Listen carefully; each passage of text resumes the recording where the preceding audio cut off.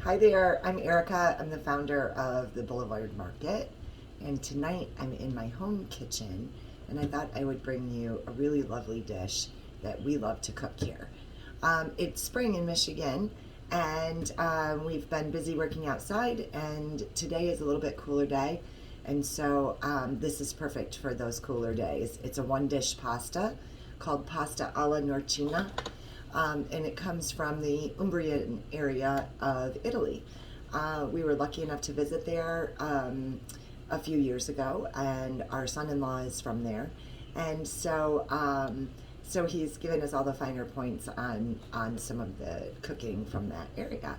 So this dish is based on sausages that are made there in Norcia, and it is a very they're very famous for their charcuterie and their butchering and all of those things.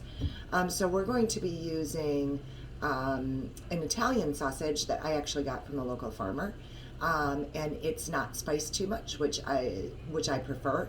And so we're going to be using real Italian pasta. Let's be honest, the pasta matters. This one is from Rusticella, and they always have amazing pasta. And you want something that's going to be short, maybe tubular.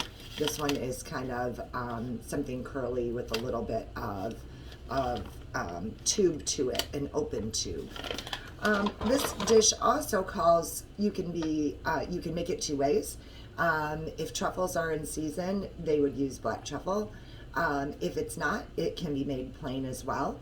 I particularly love truffle dishes, so I'm going to be using a product that is called a truffle zest.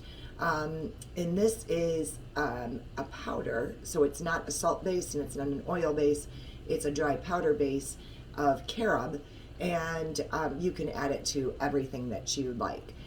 It's a little bit more subtle, so you can adjust for taste, but I really love it, and I think it's delicious. Once it's opened, the only thing I'll say is once you've opened it, it really should be kept sealed in the freezer to preserve its flavor, because the truffle flavor and the truffle essence really disappears within maybe 3 or 4 months. So it's a big jar, and you don't want any of it to go to waste. So we're simply going to break up our sausages. You could buy Italian sausage at the store, and you'll want to remove it from the casing and crumble it up. But I am going to, mine is not cased, so mine's easier than that. We're going to add half an onion to it and saute it in some olive oil until it is almost browned. This is a dish that is soft textures, so I don't like my sausage to be crispy and brown on the outside, but that's a personal preference. So I'm going to get started. I'm going to cook my pasta, and I'm going to reserve at least a cup of the pasta water, and I'll be right back and we can get finished with our dish. Okay, welcome back. So I've got my sausage and my onions are almost finished in my pan. They're browned and they're ready to have some wine added. I really wanted to try this new Portuguese rosé because it's warm enough for rosé today. So, white is the traditional, but this is going to come off as similar to white. So we're going to pour in maybe half a cup or so, enough to deglaze the pan and keep things soft as we go.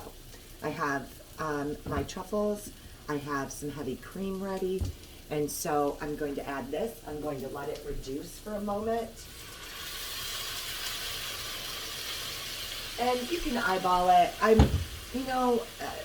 Cooking is all about the things that you're familiar with and the things that you love to do. And so you should do that. You shouldn't have to feel too crazy about being so specific. You're not going to add too much. If you do add too much, you just simply let it reduce a little bit longer. It isn't an issue. We want all the alcohol to burn off, so we're just left with our onions and our sausage infused with that wine, and our pan deglazed and ready for heavy cream. My pasta has just 1 minute, so I'm I'm going to be draining that shortly. A half a cup doesn't take any time at all. This is a wide skillet and it's really heavy. I would use the heaviest one that you have. And it's always worth it for a dish like this where you're putting everything together and you want it to be hot, right? So that is the deal with heavy skillets like Le Creuset or even cast iron, is they stay and retain their heat. So I'm going to add a couple cups of heavy cream. We might add a little more. We might need to thin it out a bit, but I want this to be creamy and I want it to be nice.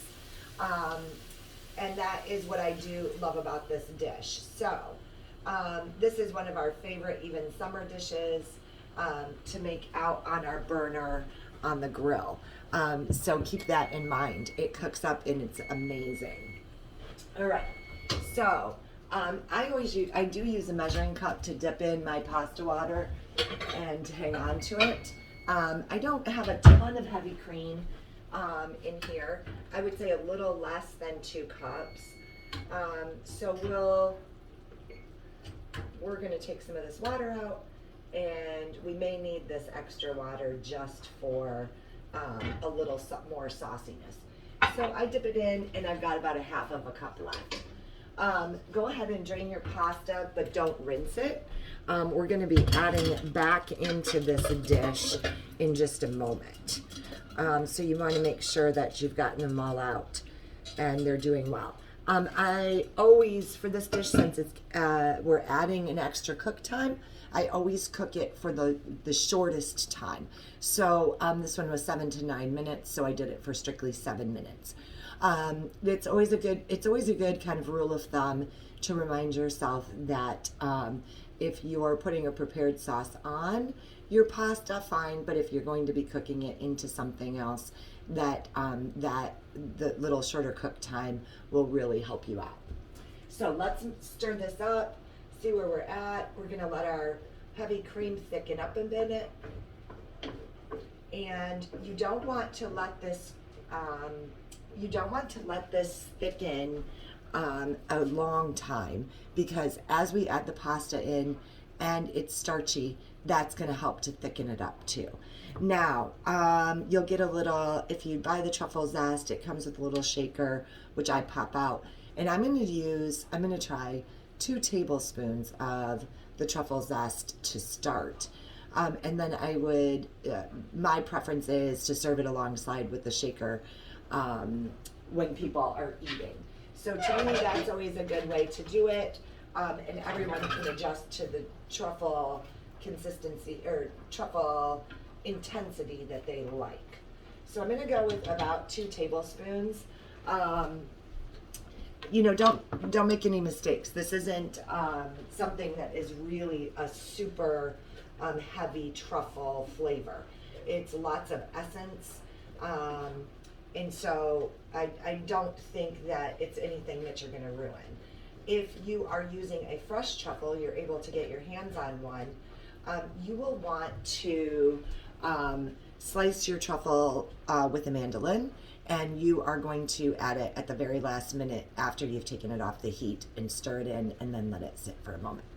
Okay, so this is thickened up. We're gonna add our pasta and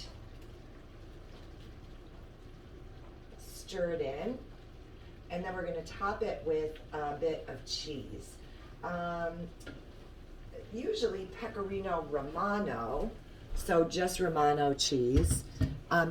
So Pecorino is a broad spectrum of cheeses that are all made from sheep, and there are many to choose from. They can range from very fresh and mild to hard and dry and salty like Pecorino Romano. My preference is always a Pecorino Toscano, which comes with a rind, like kind of a funky rind.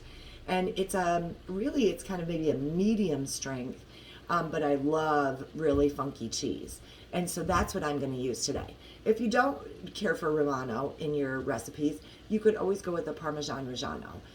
Well, you try to be authentic to a recipe and to a place.